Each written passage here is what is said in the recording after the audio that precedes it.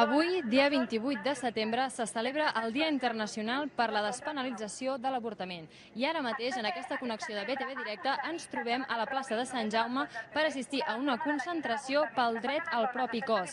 L'objectiu d'aquesta concentració és reivindicar i defensar els drets sexuals i reproductius, posant èmfasi en el dret de les dones a decidir sobre el seu propi cos. Veiem com ara mateix estan llegint el manifest d'aquesta concentració.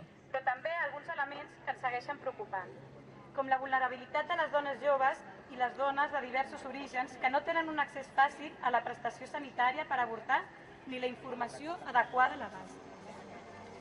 És per això que demanem salut sexual plaent per una vida plena, avortament gratuït i garantit per la xarxa pública per a totes les dones, joves, sense papers.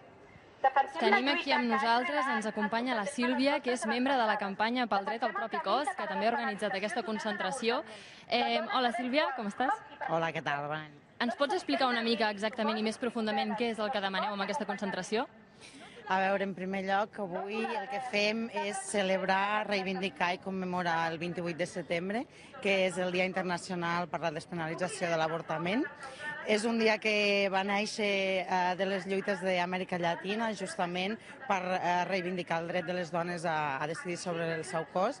I nosaltres l'hem anat adoptant un any rere altre, i aquest any, evidentment, com no podia ser d'una altra manera, el que deixem molt clar és que continuem al carrer perquè les dones de 16 a 18 anys també tenen dret a decidir sense tuteles legals, i perquè continuem pensant que l'avortament és un dret i ha de ser un dret lliure, gratuït i d'accés a totes les dones de la societat. I aquesta concentració ha estat organitzada en gran part per l'associació Cala Dona, que és un espai de trobada de les dones on qualsevol dona està obert a qualsevol dona per poder participar-hi. Exactament d'on va sorgir Cala Dona i per què ens trobem ara en aquest punt?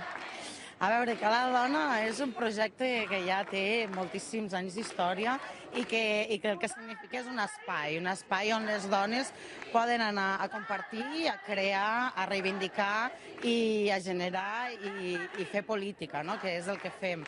Dins de Cala Dona hi ha moltes campanyes, hi ha moltes entitats, i la campanya que nosaltres avui representem és la campanya per l'avortament lliure i gratuït, que està formada per moltíssimes entitats i moltíssimes dones que han portat a terme la lluita a favor de l'avortament durant els últims 30 anys. Moltes gràcies, Sílvia. Doncs ja ho veieu, aquí estem en la concentració que en breus moments finalitzarà, ha començat a les 7 de la tarda i nosaltres acabem aquesta connexió del BTV Directe.